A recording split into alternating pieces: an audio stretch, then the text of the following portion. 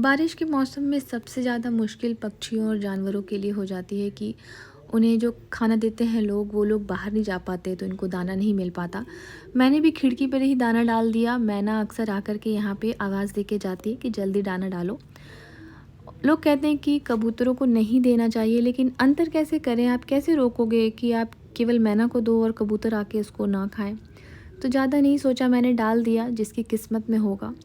फिर मैं यहाँ पे अपनी किचन साफ़ कर रही हूँ। आजकल जब भी इंस्टाग्राम या फेसबुक या यूट्यूब खोलो तो आपको ऐसे ही वीडियोस देखने को मिल जाएंगे जहाँ पे किचन की साफ़ सफाई दिखा रहे लोग, और उनकी किचन हमेशा चमकती हुई रहती है। तो जब मैं पहले देखती थी तो मुझे बहुत गिल्ट फील होता था कि इस तरह से मैं नहीं रख पाती। हालांकि मेरा भी किचन साफ़ रहता है और काम करने के बाद मैं क्लीन कर लेती हूँ, लेकिन आप उस तरह से हमेशा कि एक दाना भी गिरा है और आपने उसको तुरंत क्लीन कर दिया, ऐसा मुझसे नहीं हो पाता है। तो शुरू में तो मुझे बहुत एंजाइटी होती थी इन सब को देख करके, लेकिन मैंने रियलाइज़ किया कि अगर आप इन सब के पीछे भागेंगे तो अपने लाइफ में और ज़्यादा एंजाइटी लेकर के आएंगे, क्योंकि हर समय अपने गेम में टॉप पर होना पॉसिबल नहीं हो पाता है। उसके लिए आपको बहुत ज़्यादा मेहनत करनी पड़ती है, और फिर वो एक तरह से मेंटल प्रेशर बनने लगता है कि आप हमेशा परफेक्ट हों।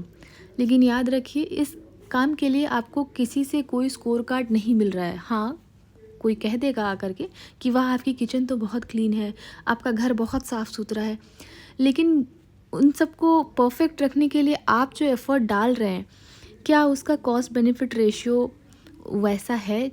क्या सिर्फ किसी के कह देने से आपकी थकावट दूर हो जा रही है? क्या आप अपने लिए टाइम निकाल पा रहे हैं? तो एक बार रुक करके ज़रूर सोचिए कि जो आप देख रहे हैं सोशल मीडिया पे, वो पूरी सच्चाई नहीं है। किसी का घर चमक रहा है तो किसी का किचन चमक रहा है, उसके पीछे वो बहुत मेहनत कर रहे हैं, और शायद वो फिर अपनी लाइफ में दूसरी चीज़ों के लिए भी जगह बना रहे हैं। एंजाइटी के लिए सोशल प्रेशर बन जाता है फिर कि अगर हमेशा चमक रहा है तो हमेशा ऐसा रहना चाहिए। मैंने आसपास अपने लोगों को, अपने घर की औरतों को ऐसा देखा है कि इन सब के पीछे वो दिन रात परेशान रहती है कि कपड़े साफ़ हैं सारे कि नहीं, घर चमक रहा है कि नहीं, और अपने लिए बिल्कुल भी टाइम नहीं निकाल पाती।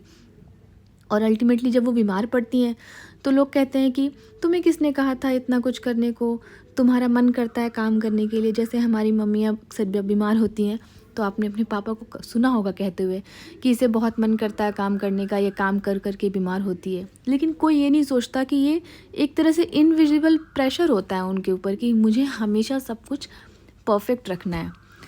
तो बस ये समझिए कि लाइफ कोई रेस नहीं है, कहीं भी कोई आपको स्कोर कार्ड नहीं दे रहा है। तो सब बातों की एक बात है कि स्लोइंग डाउन का मतलब टाइम वेस्ट करना नहीं है। स्लोइंग डाउन का मतलब है कि लाइफ आप जीना सीख रहे हैं और जीना चाहते हैं। आपका जन्म इसलिए नहीं हुआ था कि आप एक्सपेक्टेशंस पूरा करते रहें।